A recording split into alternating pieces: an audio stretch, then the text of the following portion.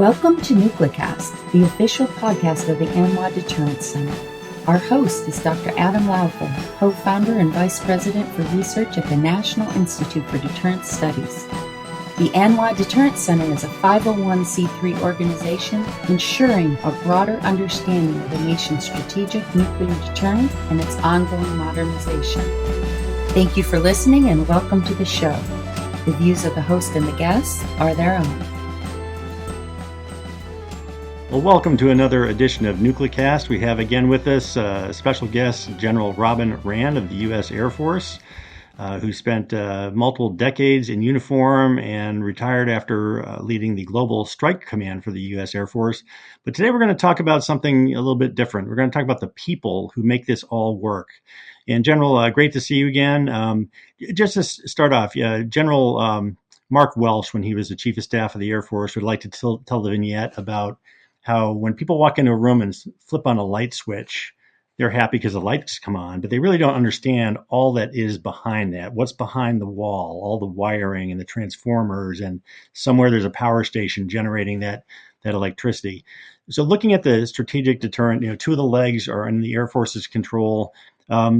What's behind the wall when it comes to people? What sort of people does it take? How many? What do they do for maintaining our strategic deterrent? Yeah, that's a great question. Thanks, Jim. First of all, welcome. Thanks for having me back on. It is. That's so well said. General Welsh said it perfectly. I mean, it is our people. Air Force Global Strike, roughly, give or take, has close to 34,000 men and women assigned to the command. They're located at a lot of locations, I think 10 different places, CONUS, and then we're typically have airmen deployed somewhere around the world, whether it's in Guam, the Middle East, Australia. We're supporting a lot of the combatant commands. So really busy, very difficult. Obviously, you mentioned two legs of the Triad. The land leg, the intercontinental ballistic missile leg, and the air leg are bombers. But we also do a lot of the command and control for the nuclear enterprise. It takes the missile and bomber maintainers. It takes our air crews. It takes our missile operators. It takes security forces. It really, when you start talking about who's the least and who's the most important on any given day, you pick. Sometimes it's the person sitting behind just doing the paperwork. The chefs are incredibly important in Air Force Global Strike because they make sure there's food in the belly of those defenders that are out there protecting and serving the air crews and the operators. So it was a marvelous experience, and the 34,000 plus airmen were exquisite. So. And there's really a difference, if you think about it kind of conceptually, between the land-based strategic deterrent and the bomber fleet. Mm-hmm. One being very static, they sit in place. The other being very dynamic, they fly all over the world and are ready to respond at a moment's notice. Could you talk a little bit about the difference in challenges in maintaining and operating, such diverse? Yeah, well, first of all, assets? It was a conscious decision for the missile leg to where we've located those, and we talk about areas of responsibility in the military. Your AOR. Well, for the missile folks, their AOR, they're deployed in place. They serve and deploy here in the United States in places like Cheyenne, Wyoming, Great Falls, Montana, and Minot, North Dakota. And as you can imagine, those can be very, very challenging locations to get out to the missile sites, particularly in the winter, with very cold, very austere, very challenging weather conditions that we deal with. We're also confronted, when we talk about AORs, is it a contested AOR or not? And I always would say in Air Force Global Strike that the missile AOR was contested. It was contested by weather. It was contested by encroachment, land, folks that were, because you're right out here in the United States. And then we always had to be aware of that, there are bad people who want to do ill will towards the United States. And so we always had to be vigilant that we were ready to protect these very critical sites where our missiles are located and housed. So very challenging for them. In the air piece, we operate out of Minot, Whiteman Air Force Base, Dyess Air Force Base in Abilene, Texas, Ellsworth and Rapid City, South Dakota, and then Barksdale, which is in Bossier City and Shreveport, Louisiana. But at any given time, there are bombers somewhere else in the world on TDYs deployed, and is a projection of force. So, again, some of those locations are very challenging, whether it's the heat, whether it's the austere, very cold winters. And then when we deploy, you're dealing with whatever conditions we go to. The Middle East, hot, sandy, dusty, difficult. If we go to Guam, you're very high humidity, the tropics. So always very challenging, but a different mindset. The bombers can operate out of these locations, but they also will deploy for extended periods of time where the missile folks, they deploy in place. So that's one of the distinctions right off the bat. Right. So you mentioned the maintenance and keeping these assets, operationally ready. We're looking at the Minutemen are, decades and decades old. Can you talk a little bit about the maintenance challenges to keep them ready to go? That's a great question. Thank you. Again, our young men and women are exquisite. They're working on a lot of these maintainers, as we call them, are working on weapon systems that are 2 or 3 times older than they are. The Minuteman III for our ICBM, our land component of the Triad, the Intercontinental Ballistic Missile, was first employed in 1970. Do the math, that's 54 years old.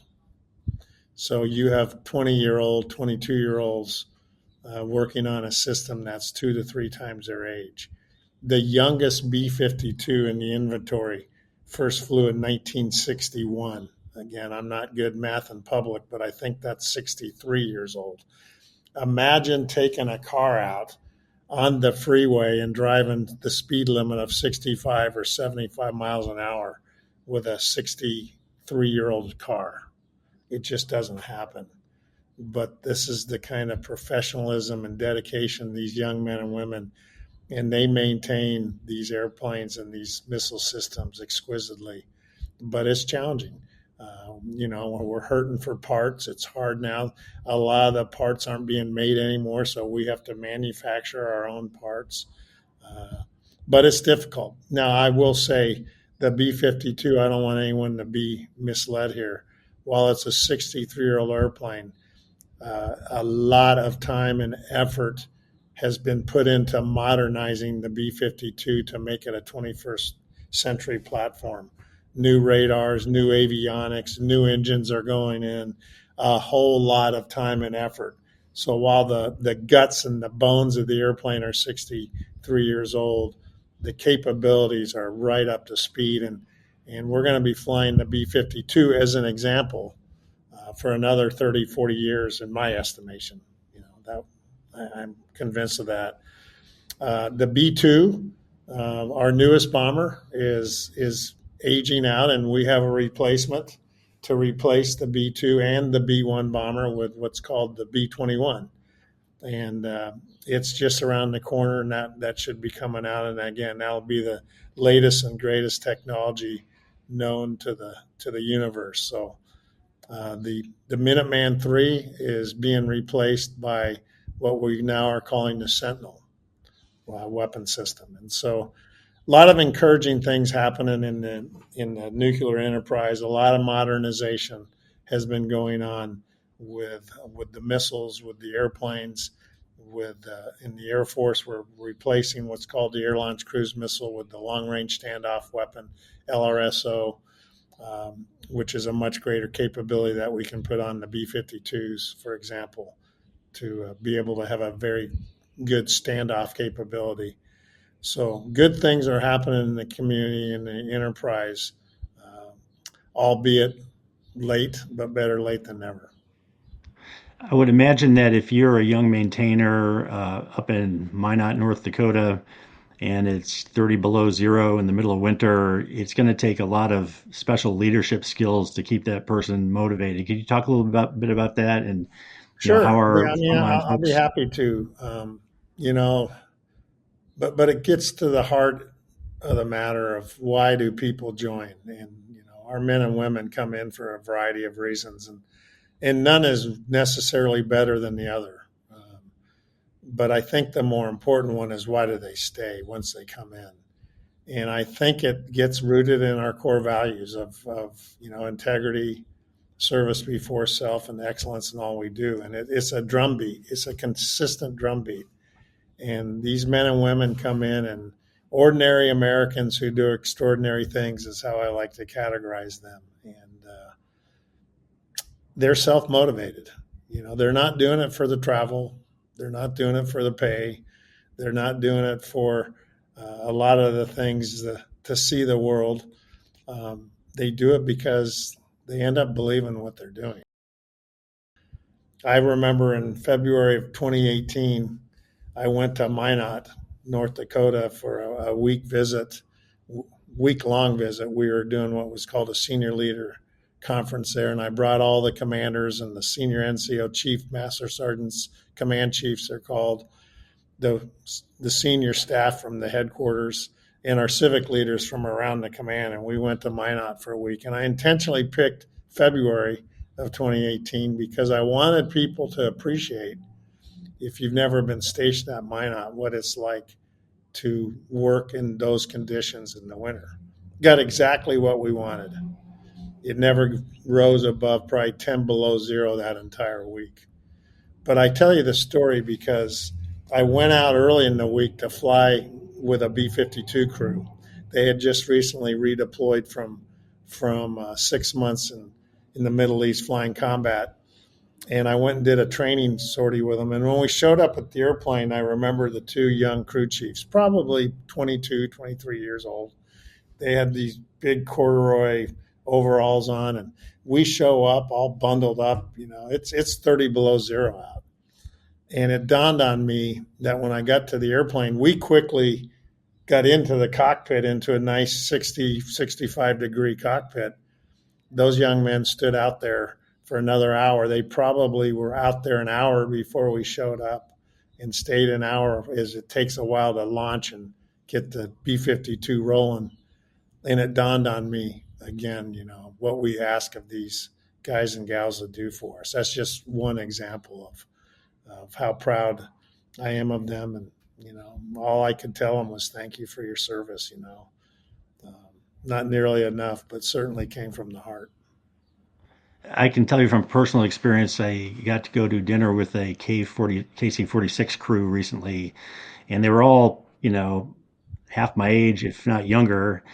But what professionals! They were serious about their jobs. They love their country. They're going to do this. And one kid, it really struck me. He was from a very impoverished background in an inner Right. city in California, and he said, "This is my ticket out." And he says, "I'm staying as long as they'll keep me because I love the people, I love the mission, and better Yeah. yet, this is training me life skills so that when I do go home, I'll be Right. able to start my own business, Yeah. whatever." I'm very impressed by that. So great I am too. attitudes, all that. And again, your reasons for joining are your reasons. But I was often asked, why I joined. And I said, well, later in my career, I said it was so long ago, I can't remember.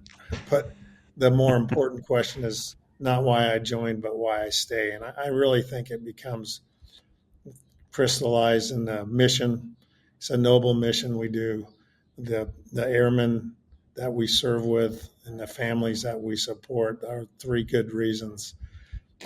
We concentrate on Minot with its cold Malmstrom, FE, but it's not easy operating on the flight lines and in the places where it's 105 degrees in the summer with high humidity, and that flight line heats up. So wherever we ask our airmen to serve, they're putting in some physical blood, sweat, and tears to make the mission happen. And I'm really proud of where all our airmen across the Air Force serve, but particularly those in Air Force Global Strike. One other thing that you, as a longtime pilot, understand is the evolution of the technologies that go into our bomber leg of the Deterrent. You know, if you go back to World War II, they're all propeller driven. Then we got into the jet age. But you know, even with these modernization efforts with the B-52 and whatever, but how does that affect, you know, the training, the motivation, Right. No, the that's whole a fair scheme of things? question. There's nothing easy about operating these weapon systems, and it requires, for every hour of flying, probably requires three times that in training and studying and just being prepared. Uh, nothing easy about that. Nothing easy about our maintenance. Nothing easy about what our defenders do. Everything we ask people to do, we spend a lot of time and effort, and I think that's what separates us, our military, the United States military in general, from particularly a lot of our foes' military. Is we train very, very hard. We spend a lot of time training and preparing, and that's critical. So call it chair flying or whatever you want to call it, but there's a lot of preparation that goes into mission execution. You don't just show up and and and execute. The missileers test weekly. They have oral and written tests that they take continuously throughout. And same with our maintainers and everyone. I mean, you're continually a student as you serve in the military. So that's the biggest thing. Today, the systems I would argue are very complicated. The avionics, and it requires a lot of time and effort.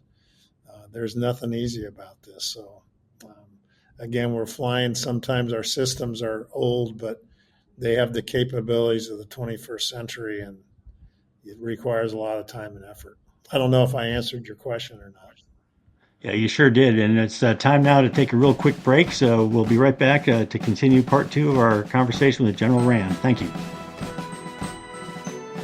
This episode of Nuclecast is brought to you by the AMLA Deterrent Center, whose mission is to educate Americans about the nuclear enterprise and strategic deterrence.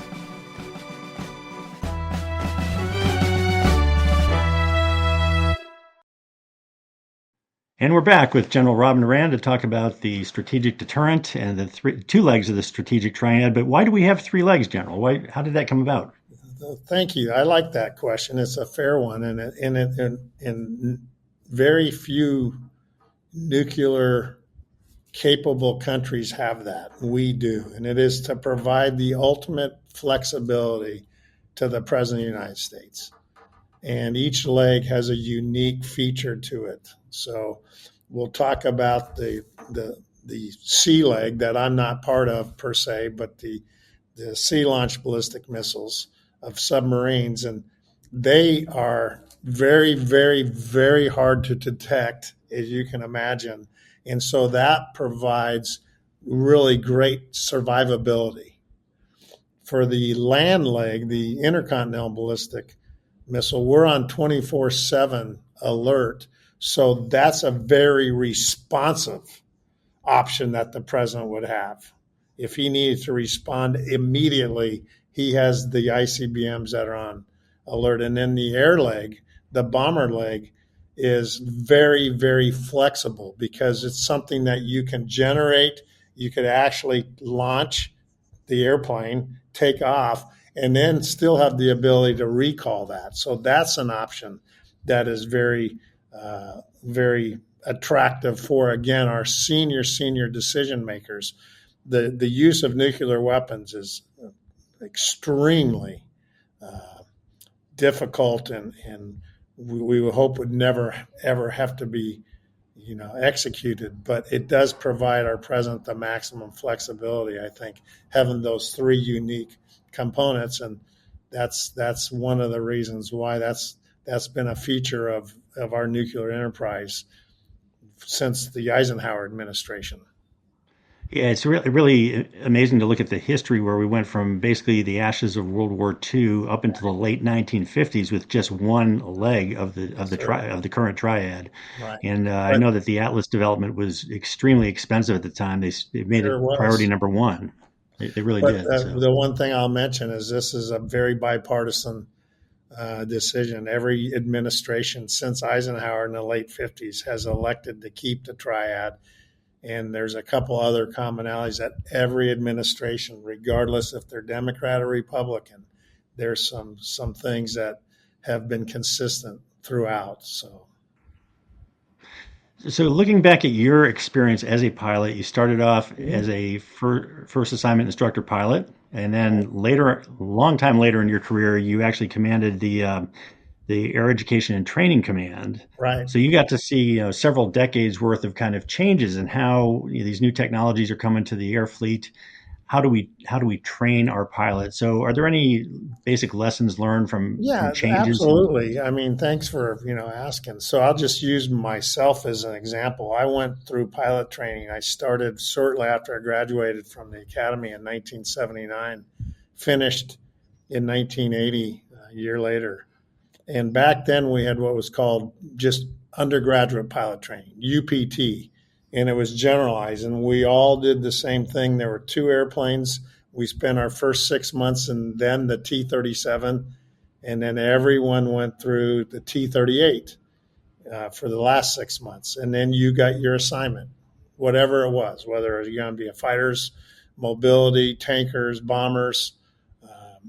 We all flew the same. For various reasons in probably the 90s, late 80s, early 90s, and part of it was to spread out the health and wellness of the T-38 and ensure it would still be around for a while.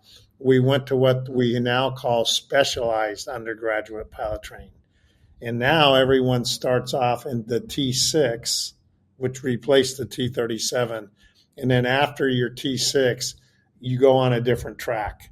And some go to what's called the mobility track, and some go the fighter bomber track.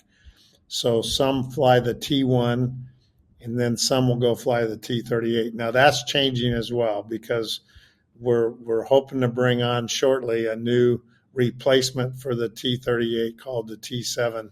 And UPT is evolving. Safe to say it is evolving, but it's still primarily about 11 months long. And regardless of what track you go through, when you get your pilot wings, you're good. You're good. You're ready. And then you'll go for another up to 6 months to a year of follow-on training before you ever show up. So when you show up, your son showed up as a KC-46 pilot. He'd gone through about 2 years on and off, mostly on, of some pretty intense training. And then when he showed up at his new unit, he had to get, indoctrinated into that. So it's a long process by the time you finally become combat mission ready in the system you're flying. Which is probably a very good question. You sure did. It's probably a very good thing that it takes a lot of training to get people out, because these are very complex systems that they're flying. So it is. So I was just going to ask you, I mean, we hear a lot about each generation that follows us as not being as good as we are. We hear about the greatest generation from World War II. And quite frankly, the current generation of youngsters, the early 20-year-olds, they get a pretty bad rap. It's certainly not been my experience, but what are your thoughts about, the quality of people that we're bringing into the force these days? How do you assess that? Well, first of all, I do want to do a shout out to those that came before us. My father was a World War II veteran, Vietnam and the World War II, Korea and Vietnam. And I have no problem calling the World War II veterans our greatest generation. And there are very few left, as we know. I mean, D-Day, what we just celebrate, our 80th anniversary of D-Day.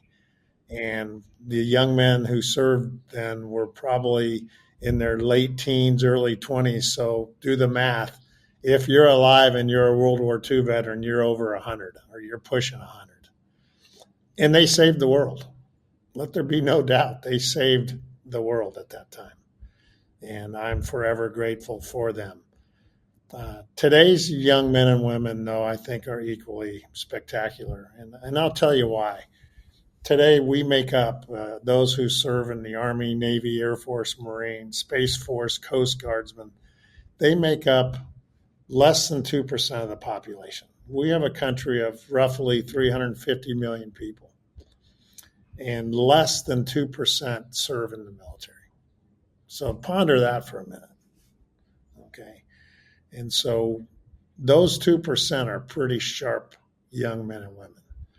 And again, for whatever reason they come in, they do a bang up job. And if you don't believe that, just look around. And they serve, they sacrifice, and they defend us and they protect us. And so I haven't found them to be anything but exquisite. Again, I come back to ordinary people who are willing to do extraordinary things. And they prove that time and time and time again. And it's one of those gifts you can't really put a price tag on, that we have them who do this. So don't believe it. I think this generation of young men and women in the military are the best our country has to offer, and they impressed me every day. I'm still able to be around them. In fact, today I'm part of a seminar on frontline leadership, working with young airmen from Air Force Global Strike who are first-time supervisors. The average age probably their mid-20s, and so they're as good, as sharp, as intuitive, and as capable as any generation that's come before them. So, gang, don't buy that. Okay, I can't speak for all of society, but I can tell you the men and women that are wearing our nation's cloth are spectacular. Well, that's very, very great to hear. One of the challenges that comes when you are deploying on a B-52 or even on the transport side, a C-17, a lot of these people are away from home, 200 to 300 days a year. That's going to be a special challenge on the family front. Yeah, it is. And even as I said, when we talk about our missileers and those who work and maintain and operate, they're deployed in place, and that's a lot of time out in the missile fields. But by nature, we're expeditionary. We want to fight our nation's battles, not on our home, other places. And so it's not unusual if you do a 20-year career that you will have spent a chunk of that. When you add all the deployments up and your time away, it starts to add up. It's quite a sacrifice, not only for the men and women who serve, but for our families. And I used to say, airmen serve, our family sacrifice. Okay, and they do, whether it's frequent moves, separation away from people, from your loved ones. There's nothing easy about being a family member supporting someone who's serving in the military. And so my love and admiration for those people are equal to the men and women who serve. Nothing easy about this business. Nothing easy at all, but rewarding and noble and critical. So be grateful, gang. People who are listening to this, be grateful that we have those that are willing to stand in the gap for you and I while we sleep comfortably at night. Be grateful that you got American soldiers, sailors, airmen, Marines, Guardians standing watch. And part of the trade-off is, aside from the great sacrifice they make, your typical enlisted person, officer, whatever, walks away with some skills that can be used in the civilian workforce when they're out of uniform. I couldn't agree with you more. I mean, a lot of skills, not only hard-earned technical expertise, but if you serve in the military, you learn to be a follower and you learn to be a leader. And these are exportable to whatever: school teaching, coaching, selling cars, business practices. It's all very exportable. And I will tell you that those who are in the military are good citizens, good model citizens, good examples for our children and for the rest of society. Again, am I biased? I certainly am. I admit that, but I'm unapologetic about it too. So, any final thoughts about the characteristics of Team Air Force when it comes to preserving not just our strategic deterrent, operating it, but also everything else the Air Force does? I understand that every 2 minutes there's a Air Force transport moving somewhere around the world, just people and materials. It's just incredible. Like I said, behind the wall of that light switch, there's so much going on that you never really think about. Any final words on that? Well, I think you just said it. I mean, it takes a village, and with our Guard, active duty reserve, and civilians, we're about a 700,000 person. Don't quote me on that, but give or take, men and women who make up the United States Air Force, and on any given day, any one of those people might be doing the most important thing that's being done for the Air Force that day. And they're servants, and they're humble, and they're defending us. And I just can't say enough for it. It's okay that America is blissfully ignorant about a lot of the things that our men and women in the military do. That's okay. We don't need a lot of fanfare, but I just hope that we don't take for granted, because it's a wily world out there. And there are a lot of people who have ill will towards the American way of life. And this concept and notion of freedom isn't free. Someone's paying for it every day. And I think we should be mindful of that and be grateful for those men and women who serve. A lot of people do noble things. I love our first responders, our firefighters, our defenders, our paramedics, school teachers. There's just so many, but we have this thing called freedom that has to be paid for with every single generation. And today's generation is pretty high speed, and I'm grateful that I was able to serve with them for the better part of my life.